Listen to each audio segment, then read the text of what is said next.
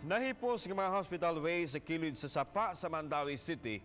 Girakdang ipang-dispose. May nakabot ng kasabutan aron hakuton og hingpit nga kining i-dispose.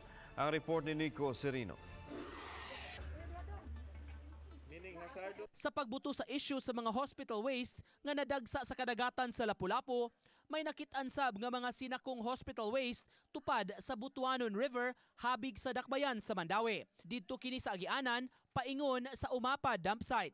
Ang maong mga hospital wastes gipahipos na sa City Hall ug temporaryo nga gipahimutang sa Material Recovery Facility kun MRF. Gipahibaw ni Vice Mayor Carlo Fortuna may nasabutan na alang sa disposal sa maong matang sa basura. Ang pribadong kompanya nga kasabot sa Mandaue City Hospital mao ang gitahasan sa paghipos niini.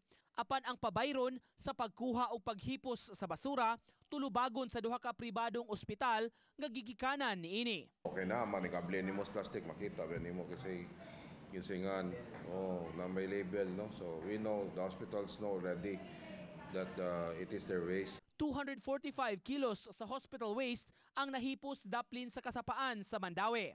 Kung makumpleto na ang mga permits, sugda na dayon ang paghipos sa basura. Asap dun siya. That's why every week nagsigitag lihok every day.